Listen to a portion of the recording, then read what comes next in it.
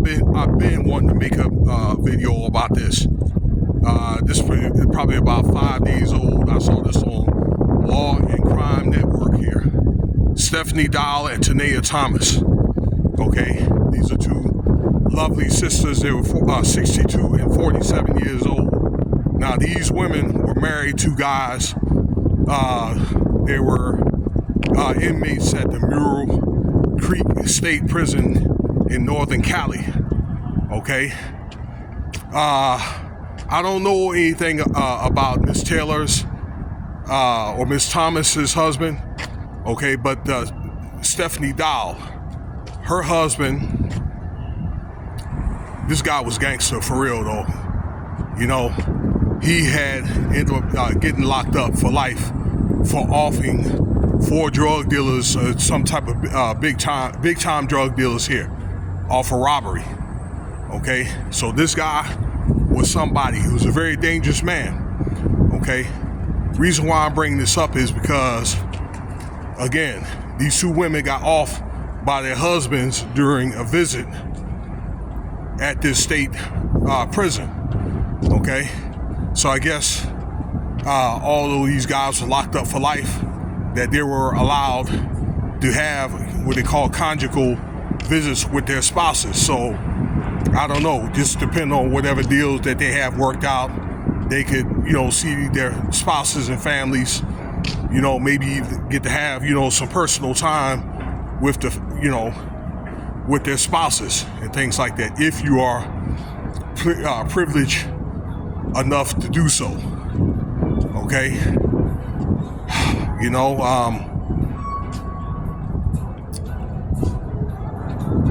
What a lot of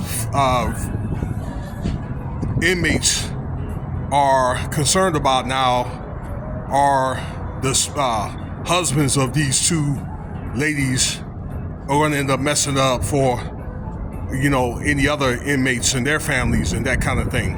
Okay. These are isolated incidents. Look, I've seen I want to say this. For those guys to be so mad they killed their spouses, they probably found out something, okay? I have seen incident like this, like through crime scenes, where the spouses may have found the husbands, okay, or the guys that get locked up to find out the spouses were doing something, okay? And just because they may have been locked up, and I just mentioned the Stephanie Dial's husband, that he was somebody, that didn't mean that he probably wouldn't know anything from the streets and all that, okay? In particular, if he was probably rolling like groups, for example, maybe the Rolling 60s or the Crips or anything. And I'm not saying that he did, but some, with a group like that, have connections and things like that, okay? Like, a system where people do talk, okay? And people, they have to answer to these guys, okay? Because they do have their ways of finding out. Now, these guys are doing life, and I don't know. I assume that their marriages are just like any other marriage. If anybody, with guys will be back home, but probably being locked up is going to put a lot more stress and strain on your marriage, whereas being at home is a whole lot different. I've seen it to where many spouses that they divorce their, wives or whatever, they divorce their husbands and things like that, okay? Or they just leave and, or they're probably allowed a divorce, okay? So,